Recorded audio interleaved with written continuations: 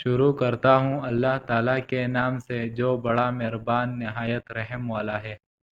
حضرت ابو ہریرہ رضی اللہ تعالیٰ عنہ سے مروی ہے، رسول اللہ صلی اللہ علیہ وآلہ وسلم نے فرمایا، باجماعت نماز تمہارے اکیلے کی نماز سے 25 گنا فضیلت رکھتی ہے، اور فجر کی نماز میں رات اور دن کے فرشتے اکٹھے ہو جاتے ہیں۔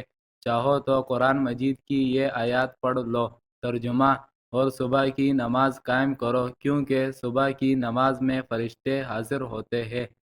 حضرت عمارہ بن رویبہ رضی اللہ تعالیٰ عنہ سے روایت ہے کہ میں نے رسول اللہ صلی اللہ علیہ وآلہ وسلم کو فرماتے سنا، وہ شخص آگ میں نہیں جائے گا جس نے طلوع شمس اور غروب شمس سے پہلے کی نمازیں پڑھی۔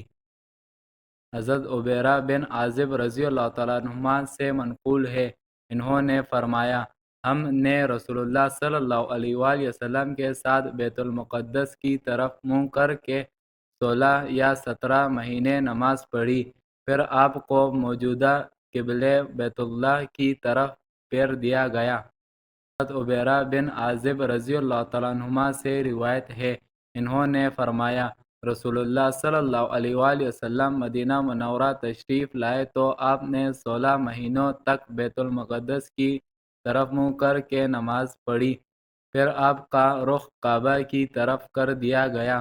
ایک آدمی جس نے قبلے کی تبدیلی کے بعد آپ کے ساتھ نماز پڑھی تھی، انصار کے ایک قبیلے کے پاس سے گزرا تو اس نے کہا، میں قسم کھاتا ہوں کہ رسول اللہ صلی اللہ علیہ وآلہ وسلم کا قبلہ کعبے کی طرف کر دیا گیا ہے، تو وہ نماز ہی میں کعبے کی طرف مڑ گئے۔